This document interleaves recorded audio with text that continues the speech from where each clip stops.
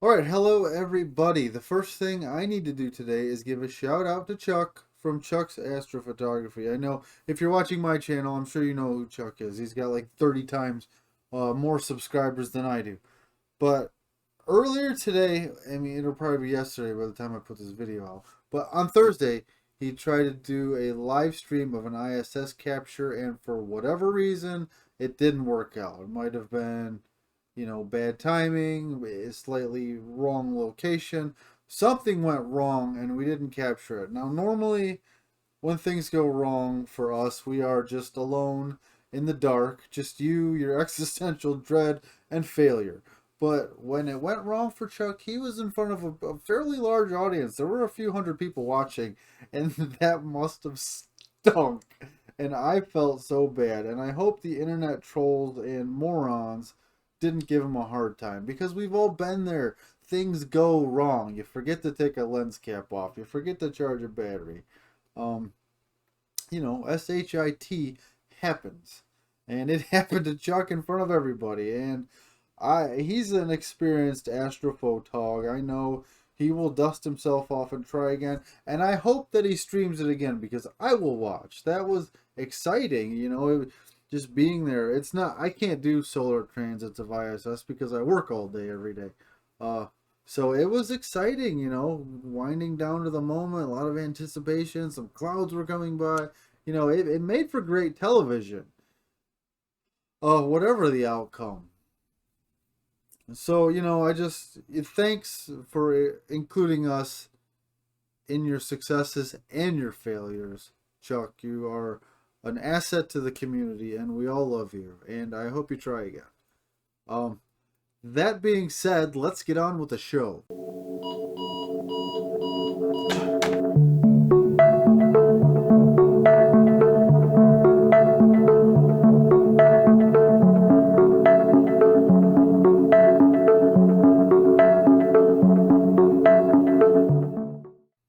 All right, the Iris Nebula NGC 7023 is an absolute rock star in the summer sky for astrophotographers. There is so much going on, and that is what I chose for my first big broadband project with the Astronomic Deep Sky RGB filters. Now, I'm going to take you through the processing with me, and we're going to talk about a few things that I learned on the way because I had a lot of trouble. I've been working on this, fighting with this for months, mainly due to my images not looking as good as I thought they should. There was just a lot of junk. So let's get started. Yeah, this was just an RGB. I didn't do any luminance. I don't know. I just wanted to try an RGB. And the first big problem I ran into, and the first thing I learned, was that when I think about light pollution, and maybe when you think about light pollution, we always think of it as something somebody else is doing to us. It's the street lights, it's somebody's garage light, it's the light dome from the city. Um, and I never really thought of my own light pollution. I would turn flashlights off and nothing bright, but I was having a lot of problems with my red channel, which was a clue in and of itself. Need to make sure I don't get confused here. Okay, this is green. But yeah, I was having a lot of problems with my red channel. And my buddy Joe clued me into a potential problem. He said, "Hey Jay, I'm sure you've thought of this," which tells me right there he doesn't comprehend my ability to not think of things. But he said, "Hey, I'm sure you thought about this, but do you have any lights inside your dome that might be messing with you?" And I thought, just a couple LED lights on like power supplies and stuff, nothing major. And I was like, well, you know, I guess when we're talking like the difference between 10 and 11 photons, maybe it is major. So I covered up all of my LED, all the status. You know, everything's got LEDs on it all over the place. I covered all those up and I popped some of them too because I couldn't cover them up effectively. But I got rid of all the light sources inside of my dome, and lo and behold, my data improved dramatically. It was a stark contrast. My red channel started cleaning right up. So yeah, it was my own light pollution. Okay, so these are my three channels, green, red, green, and blue. Now we will go channel combination. Oh wait, no, I can't do that first. Register. I need to register them because I didn't register them on the same image while stacking. So we'll just do a quick star alignment here. So yeah, I mean, your laptop screen is very bright. That might be reflecting off of a house. You know, there could be any number of sources of light that would surprise you and how significantly they can affect your data. So make sure you get control of your own light pollution. Second big, this is probably going to be causing my encoding to stutter. Oh, wait a minute. The second big takeaway was light leaks. I didn't notice anything dramatic, but I thought maybe light leaks could be a problem. So I covered up the aperture of my telescope and started hunting them down. And wow, did I find a lot. The tilt plate for the collimation adjustment on the Hyperstar leaked badly. My filter drawer was just a sieve, a light just pouring into it. The tilt plate on the camera leaked badly. So my telescope has a lot of electrical tape on it now. So you might not even know you have light leaks. They might be subtle, but they will be degrading your image. So cover your scope up and hunt them down. Find them. Light leaks are Rome. You are Hannibal. It is your life mission to never be a friend to light leaks. So find those, get rid of them. Third big takeaway was organization. I've always been a very sloppy photographer. Files everywhere, you know, big messes. But when you start doing big projects, I mean, there were over 1,000 files involved in these three channels. Things are going to get dicey if you're not careful with where you're putting what. So make sure you stay organized. You know, a project folder, subfolders for every channel, subfolders for every type of image involved in every channel. You know, just make sure things are organized because your project will get hard to manage quickly. Now, here we go. These are the three channels combined, and now you'll notice some unusual gradients, and that's because these channels were shot at vastly different times of the month. You know, the moon phase was very much in play here with the obvious gradients we've got going on.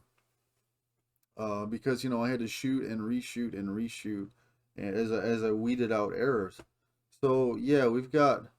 I mean, obviously there's a lot of good data in here, but we got to handle these gradients. And let's first do a crop to get rid of the stacking garbage and the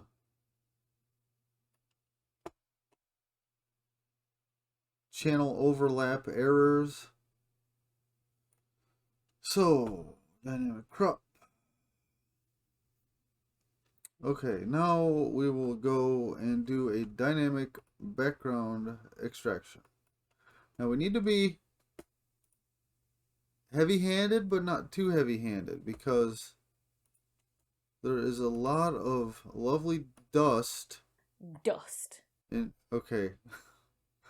I love Dr. Becky. I love watching her videos, and the way she says dust is just the most charming thing in the world to me, and I could listen to it 1,000 times a day for the rest of my life. So I stole a clip of her video and I want to have her say dust a lot.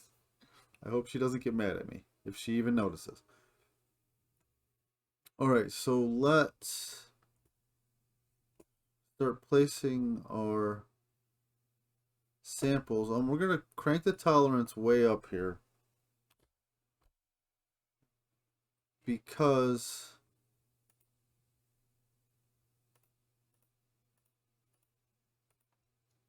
I don't want to leave any of this color blotchiness around. You know what? These are bad. I should move these. There's like a little bow of dust right there. It's like right here. And you know, I'm pretty familiar with this region, so I'm gonna get a little. It may look like I'm just, you know, shooting from the hip here, but I got a pretty good idea of where everything is and where I can put these points here. And I am placing, you know, sampling points on dust. I'm definitely getting it on some of the dust, but I'm trusting the smoothing of the algorithm to make a nice, even background model and not cut into that dust. I'm sorry. I hope this doesn't get annoying. I like it.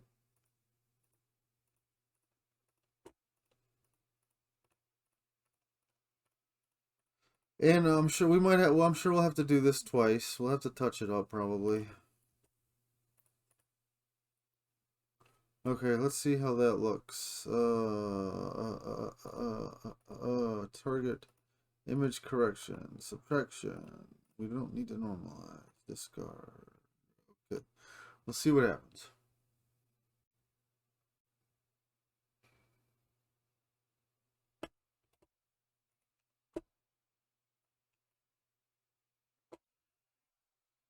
All right, that doesn't look bad. Not bad at all.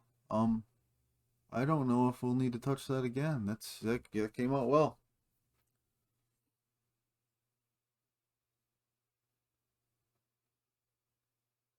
Yeah, we'll go with that. I'm going to, we can close the main channels here. We won't need these. Yeah, let's get rid of this. No, I'm gonna save this because we've taken some steps here that I don't want to have to repeat again. Iris.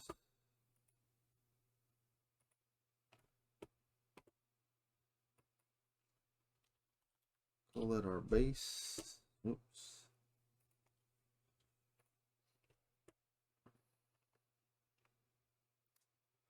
Okay, now what we're going to do is separate the stars from the background. And I do that with, we still have, it's still a little bit purple in this corner. That's not bad. But I do that with StarNet, but I do not like the way StarNet deals with the large stars. It just destroys them. So what I do is take the game script. Oh no, we need to stretch this first. Okay, in the spirit of expediency, I'm just gonna do an automatic histogram stretch on this. Or I wonder if I should do let's do the green noise reduction first on it. Okay, that looks good. Now automatic histogram stretch using the screen transfer function. Oh wait, I don't, you know what, I didn't want to do that. Do this again. Let's do that stretch.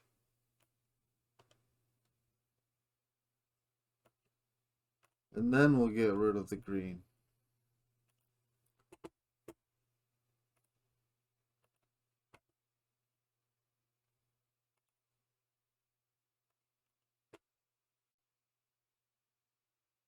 Okay, that's the color balance I like. That looks good.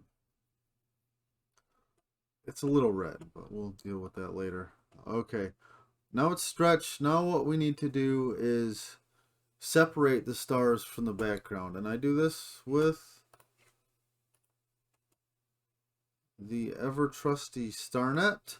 However, StarNet butchers anything larger.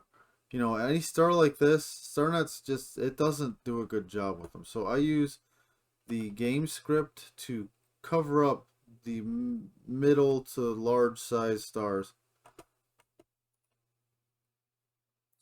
to keep them from being jacked up by StarNet. So we just add an ellipse, make a little circle, cover up the star. Now, if you've got a lot of really bright stars in your image, you're probably not going to want to bother doing this. Gradient edge mask.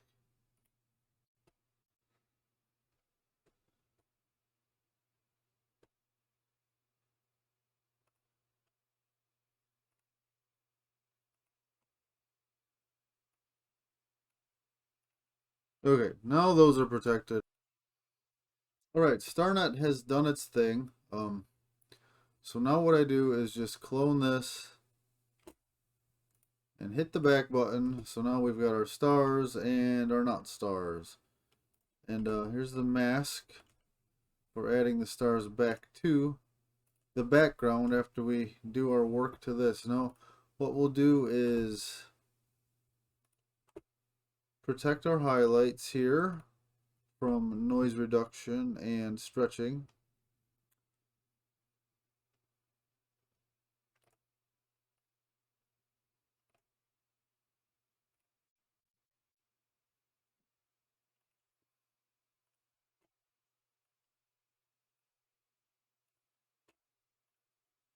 Now we open up multi-scale linear transform, and I just go, I don't even think too hard about this. I just do stop, default noise reduction on the first and second wavelet layers, and that's almost always good enough for these gaseous backgrounds.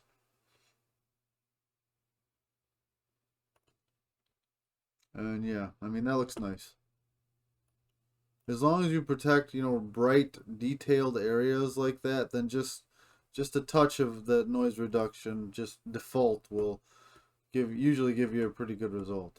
And while we have multi-scale linear transform open, we need to mess with this mask a little bit because StarNet leaves crap all over it. It's just like a blocky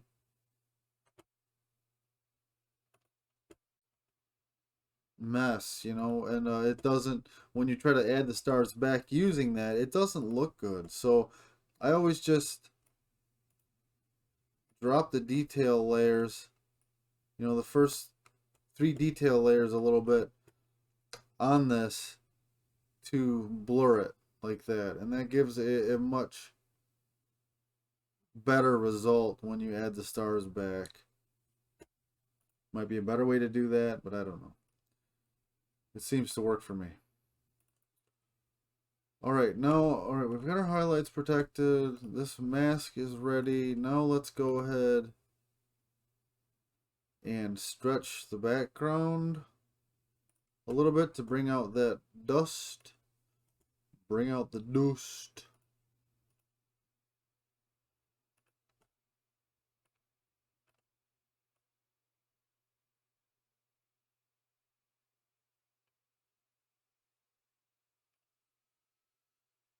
Oh, that looks lovely. A little too red though. We'll drop the red channel a little bit. Maybe still too red. What do you think about that? I think that looks pretty good. Yeah. Boy, I don't know.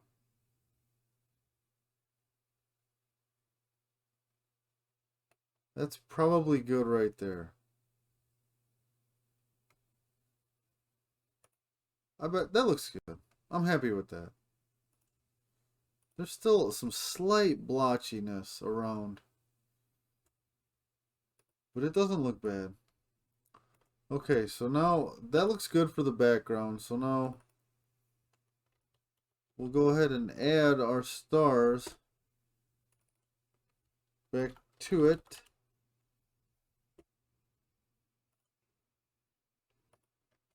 Open up Pixel Math.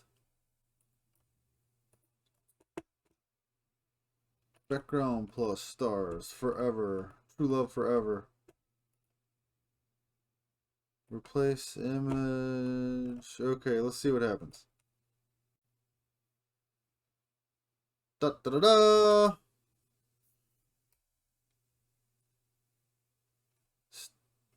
The brighter stars are still a little bit. Well, you know, that's not bad.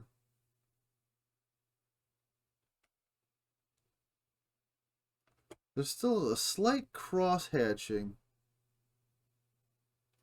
from StarNet, which is annoying, but that looks a lot better than if we had, you know, not protected them at all.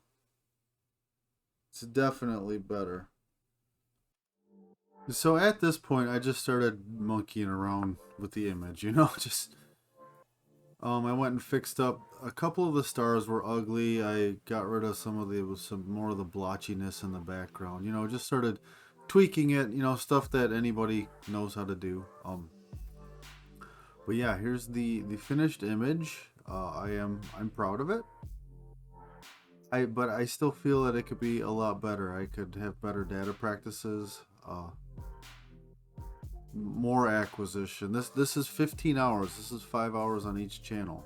So that is not an insignificant amount. But I still feel like I could do better. I could do like 3 hours on each color channel and maybe do like 15 on illuminance. That would probably be better, easier to process. So we'll see. I'm gonna try a narrowband project. I need to find out what exactly made those halos. It wasn't the filter.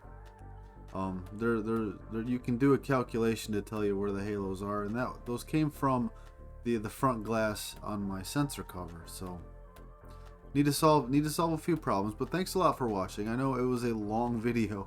It was a slog. Thank you for being with me during it and learning about astrophotography with me. Clear skies, everybody.